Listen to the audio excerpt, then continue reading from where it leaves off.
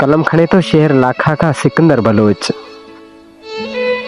Programme में शामिल दीन मोहम्मद मलवाणी शहर लाखा का सिकंदर बलोच पंहिंजे यादगिरियुनि जा वर्क वराईंदे लिखे थो, मुजाबिरी दुनिया में शायदि कंहिंखे एतिरो चाहियो हुजे जेतिरी तोसां मोहबत कई, तोसां प्यार कयो। सच जे पुछी तुंहिंजी यादि खां सवाइ न ॾींहुं गुज़रे थो न राति गुज़रे थी। तुंहिंजूं यादूं ई आहिनि जंहिंजे सहारे ई सिकंदर जिए पियो। सच पुछी पिरी जॾहिं बि अकेलो वेंदो आहियां तॾहिं तूं मूंखे घणो यादि ईंदो आहीं।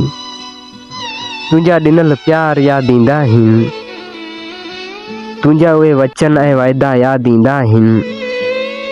ख़बर नाहे त छो ऐं छाजे करे हाणे तूं मुंहिंजे अखियुनि खां ई परे थी वियो आहीं। हा पिरी, तूं भले केतिरो बि परे थी वञी पर तूं मुंहिंजे दिलि खां परे नथो वञी सघीं। छाजे करे तूं हमेशह मुंहिंजे दिलि में आबाद आहीं ऐं आबाद रहंदे। तुंहिंजूं मोहबतूं, तुंहिंजूं मुर्कूं उहे मूं कॾहिं बि नाहे विसारियूं। अॼु भले तूं इन शाइर सिकंदर खे विसारे छॾ, पर वक़्तु ईंदो तोखे पतो पइजी वेंदो असांजो मोहबत छा हुई, असांजो प्यार छा हो।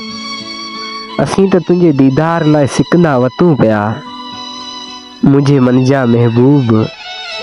छो भला हाणे तूं एॾो दूर गुज़ारण सिखी वएं। उहे ॻाल्हियूं यादि कर जॾहिं कुर्ब कचहरियूं कंदे रातियूं गुज़री वियूं हूंदियूं ऐं तूं मूंखे चवंदो हुएं, शाइर सिकंदर किथे ईअं न थिए जेको तूं मूंखे विसारे छॾीं। ऐं आऊं तोखे चवंदो हुयुसि, चरिया तो में तूं मुंहिंजो साह पियल आहे, जेसिताईं साह जो सॻो सलामत आहे तोखे केरु विसारींदो। हा पिरी, तोखे केरु विसारींदो। तू भी छॾे